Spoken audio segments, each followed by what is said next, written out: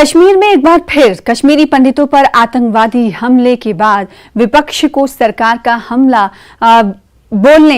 पर हमला बोलने का मौका मिल गया है। कांग्रेस सांसद इमरान प्रतापगढ़ी ने केंद्र सरकार पर हमला बोलते हुए कहा कि ये सरकार और लेफ्टिनेंट गवर्नर की विफलता है। सरकार को इस पर जवाब देना चाहिए कि आखिर लगातार क्यों आतंकवादी घटनाएं हो रही हैं और हमारे जवानों का खून बह रहा है। बार फिर से टारगेट किलिंग शुरू हो गई है। आज 2 कश्मीरी पंडितों को निशाना बनाया गया। हमारे साथ हैं राज्यसभा सांसद इमरान साहब।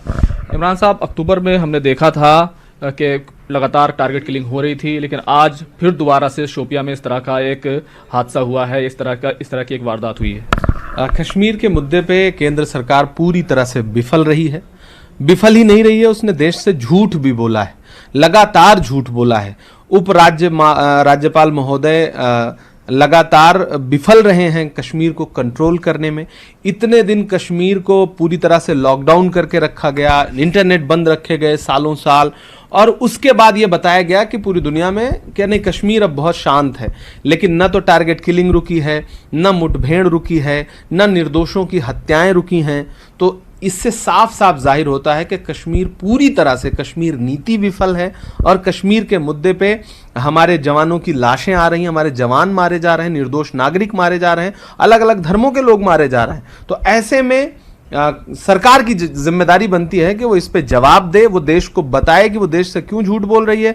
उपराज्यपाल महोदय बताएं, गृहमंत्री जी बताएं, प्रधानमंत्री जी स्वयं बताएं, क्योंकि पूरी भारतीय जनता पार्टी की सरकार ने कश्मीर के नाम का बड़ा राजनीतिक इस्तेमाल किया है, लेकिन कश्मीर के लिए कुछ नहीं किया है। ये सीधे सीधे इन घटनाओं से जाहिर हो रहा है। क्या आप मानते हैं कि कश्मीर में और सुरक्षा व्यवस्था ठीक होनी चाहिए? क्योंकि जो पहले भी हमने देखा था, जो कश्मीर से बाहर के लोग हैं उनको टारगेट किया गया था।